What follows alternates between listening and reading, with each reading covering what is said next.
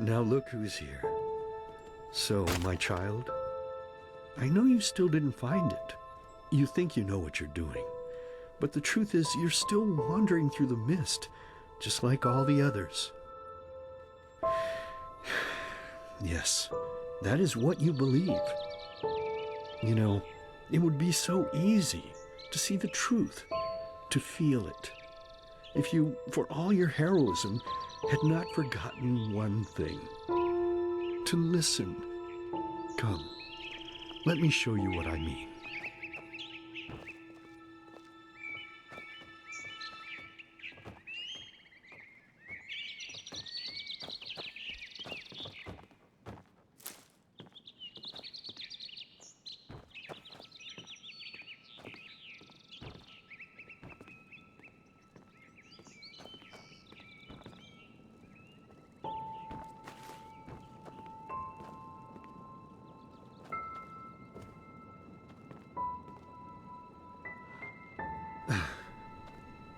There we go.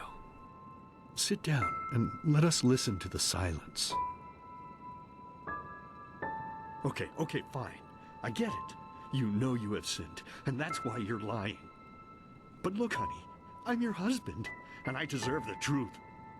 Lying is a sin. You know that as well as I do. And you also know the position this puts me in. What else do you want me to say? It's ours! Yours! Mine? You make me unhappy. You know that.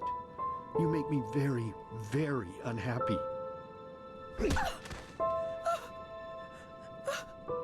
Next time it's going to hurt. Whose child is it?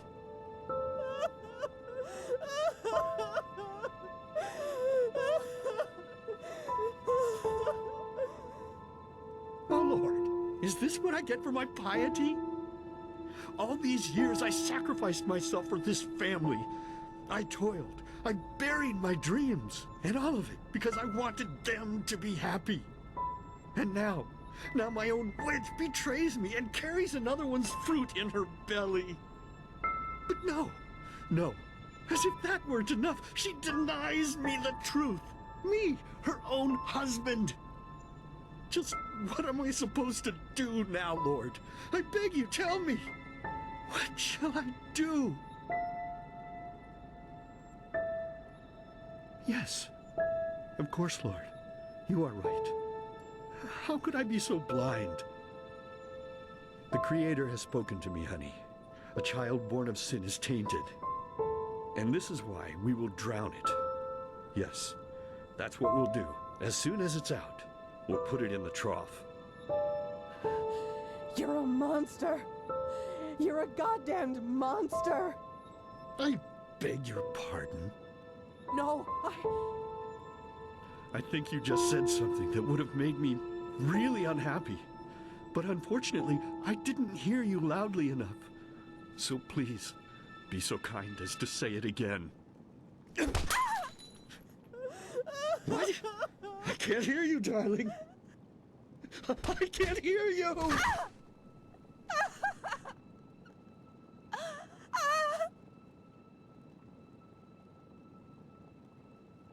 So tell me, my child, how does it feel to be powerless? How does it feel having to watch and not being able to do anything? No, but now you can, can't you? But there's no more time, silly. I have to go now, forever. It's been so long since I last ate, and I'm craving a slice of meat. Bloody, crisp meat. Goodbye.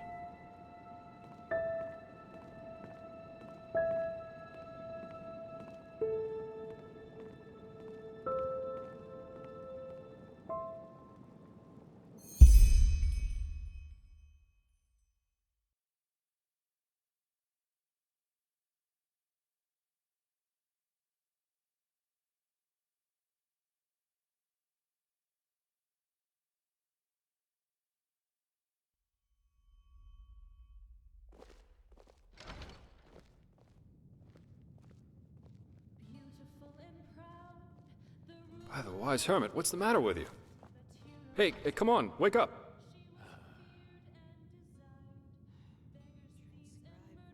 What? But we will.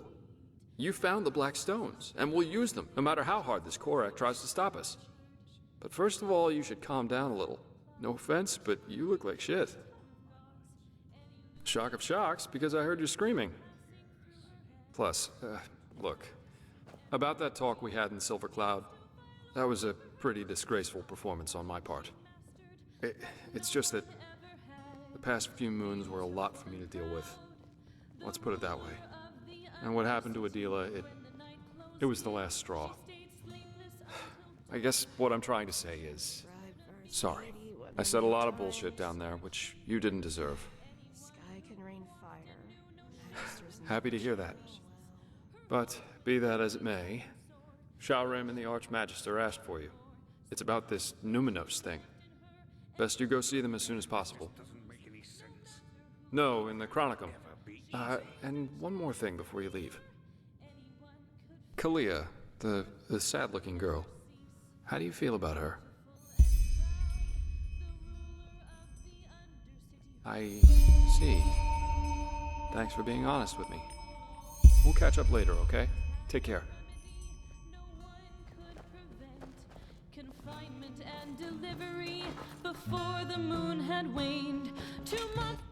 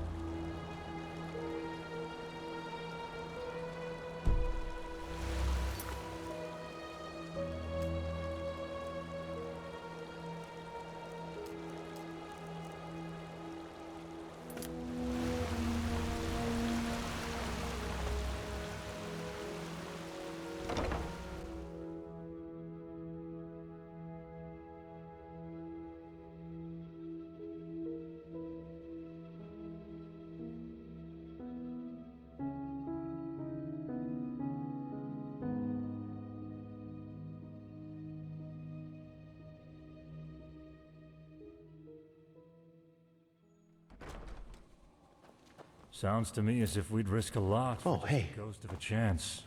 I'm not sure if this is wise. No chance is better than 2. That's how the saying goes. You should talk to the Grandmaster. He called for you. Oh, hey. Now, how nice. Then I suppose I'll answer the holy call of duty. Walk blessed, Archmagister. Ah, Prophetess. If you have a moment, I'd like to talk. Just come upstairs when you find the time. Oh, hey. There you are. Have you recovered? Well, I suppose as good as can be expected under our circumstances. The Truchessus sent half our Arcanists to reinforce the gate sigil, which makes working on the beacon harder, of course. Furthermore, the nightmares have become worse, and more reports of the Red Madness are coming in. It's tragic. Truly tragic.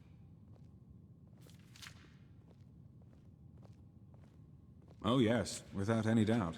The war has made things far worse. It's almost as if the High Ones draw strength from the chaos. Or maybe it's a sign that the cleansing is approaching. I don't know. Yes, citizens are disappearing from the city, and our outposts are finding them in the wilderness, starving and delirious. And even worse, they are extremely violent. Take care if you're on the road. Well, let's say we have a lead to a place where we could find a lead. But let me start at the beginning. While you were sleeping, someone tried to break into the storehouse of the garrison. A starling named Kamai. You have? That's good. Then he might trust you. Well, brace yourself. He said he was looking for shadow steel, because he's been working on a starship for 2 decades now. He wants to use it to find the forgotten homeland of his people. Yes. Doesn't it ring a bell? The Star People believe that their ancestors were born in a forgotten place among the stars. A place without war or hunger, where everyone lives in perfect harmony. All the technology, all the machines that we owe to them were invented to help them get back to this place. A very nostalgic idea. It really is, but unfortunately, a lot of Star People have died in that quest. The starships have crashed, or they simply disappeared. Up until now, no one has ever found the Star City. Kumai, however, claims that he can do it. Well, bear with me. At first, of course, we all considered him insane. He was begging and pleading and insisting that he was just an inch from finishing his ship, and that it really could get him to the Star City. Well, unlike the others, the Grandmaster listened to him, and he ordered the scouts in Duneville to look for the cave where he claimed his workshop was. And you won't believe it, but they found out 2 things. First of all, the ship really does exist. And secondly, he says he used ancient Starling plans to construct the ship, which were handed down for generations in Anku, the Starling city on Nerin. We had a look at them. They look very similar to the plans we used to construct the beacon.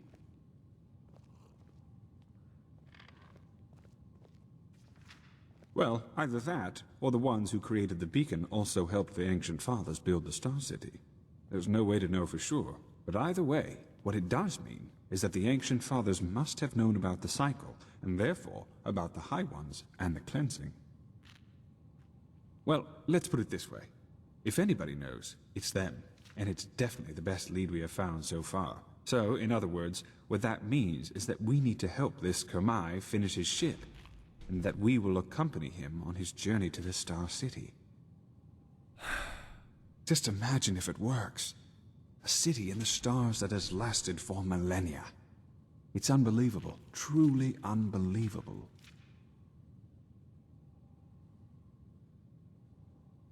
First, you should visit Kamai's workshop in the Powder Desert. The Grandmaster and some Arcanists have already left. And, needless to say, be vigilant when outside the city. The Neramis might not be careless enough to have their camp right in front of the gates, but they have established outposts all over Enderal, as you have undoubtedly already noticed. You are familiar with teleport magic, aren't you? Here, take this scroll. It will transport you directly to the Powder Desert. I need to get back to my studies now. The more we learn about the beacon, the more fascinating it becomes. Yes, that makes sense. Yes. Let's hope he knows what That he's just doing. might work.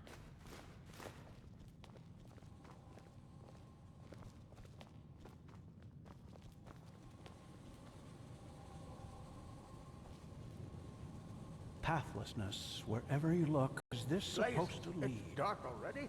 Time really does fly by.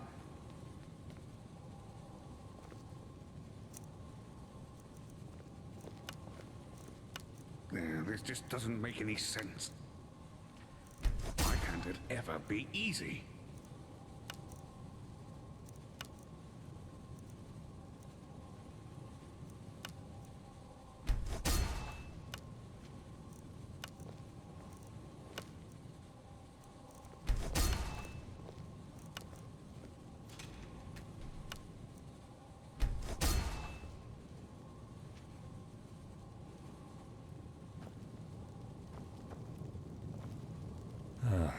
there you are.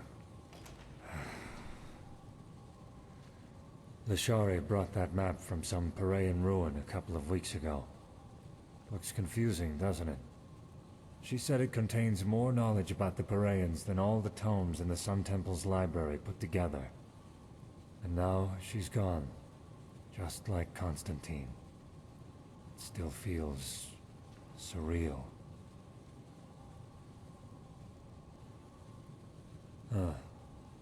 Well, let us say that I have been thinking a lot about the decisions we make in life and where they lead us. But let's not talk about that now. I did, yes, because I require your help in a personal matter. There hasn't been a good time since the Red Madness broke out. And believe me, I wouldn't bother you with this if it weren't important. Hard to explain. Come.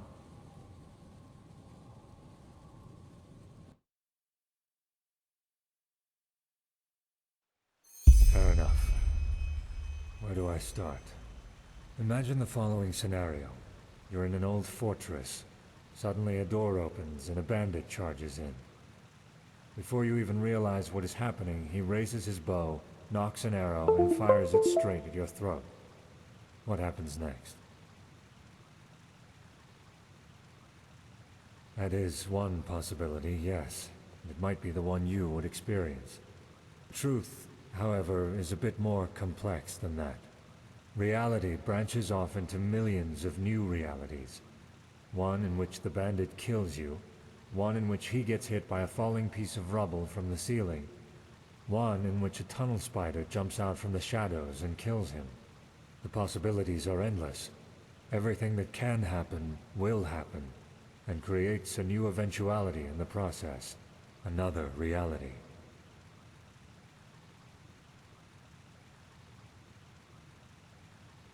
I'm getting there. I assume you know that this mechanism is also the reason for the existence of magic. An Arcanist is able to transport eventualities from one reality into another, and thus perform feats considered supernatural. So far, so good. But what if there were a way to not only bring elements of other eventualities into ours, but to travel these other realities physically? Well, this is where it gets exciting, isn't it? With the Planeswalker. Come, let us sit.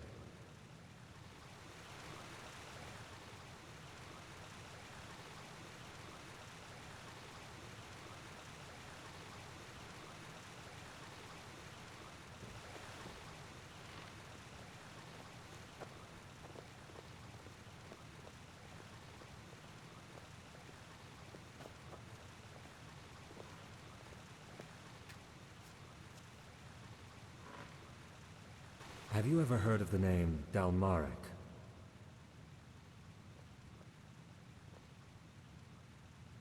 That's the one. What hardly anyone knows, however, is that Dalmarek's experiments reached far beyond the Sunwheel. Among other things, he worked on a device called the Planeswalker, a combination of Enderalian mentalism and Parayan technology.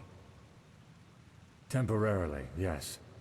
Sadly, Dalmarek never had the chance to finish it, since he was too busy blowing up Thalgard. Lashari? No. Even if we were to find a reality where she didn't die, we couldn't bring her back.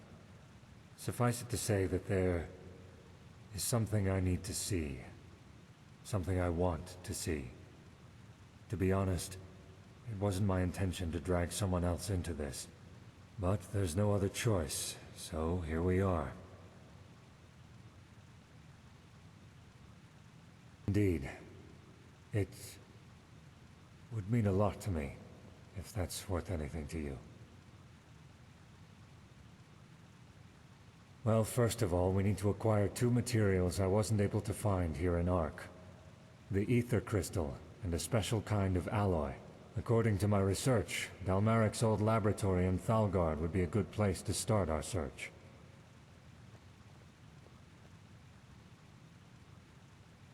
You mean Jakil and Mjorl? Yes, they could. but their magical talents aren't anywhere near powerful enough to help with the activation ritual. Also, son knows why, I can't help but feel a certain amount of trust towards you. Right in the middle of Thalgard's contaminated areas, so it will be dangerous. You have a map, don't you? Here. That's where we should find the entrance. I have some preparations to make first, so let us meet there shortly. Ah, and one more thing. I would appreciate it if we could keep this matter between you and I for now.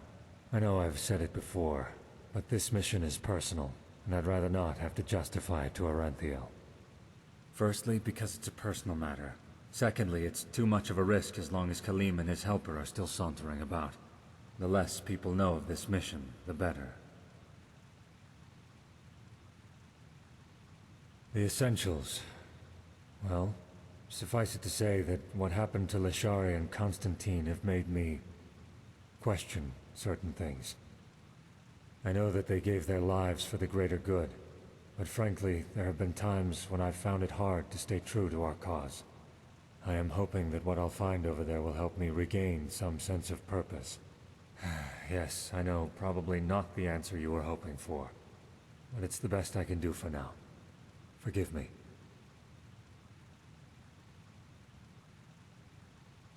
We will. I will meet you in Thalgard.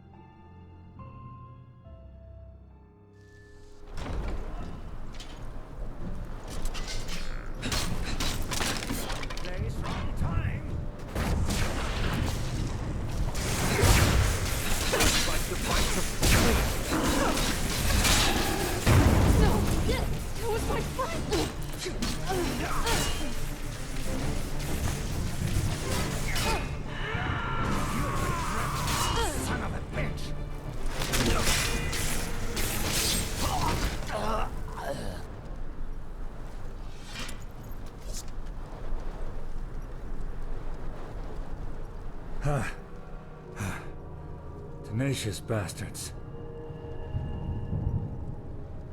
Sunborn, the descendants of those who had the dubious pleasure of surviving the Sunfire.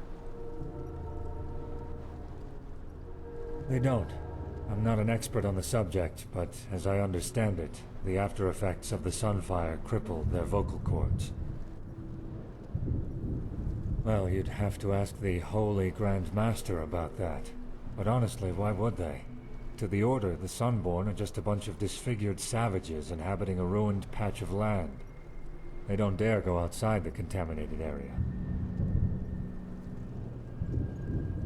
As I said, 2 objects. The ether crystal, and a special kind of alloy. I'll look for the alloy, you look for the crystal. Agreed? I don't know exactly, but according to my sources, it's made of a fluorescent blue mineral. And regarding your first question, it's the core element of the Planeswalker. Think of it as a kind of enhancer of one's gaze into the sea of eventualities. I suggest you try his old laboratory first. It should be close to the library, so further down. Come on, let's get started. Just come back here once you've found the crystal.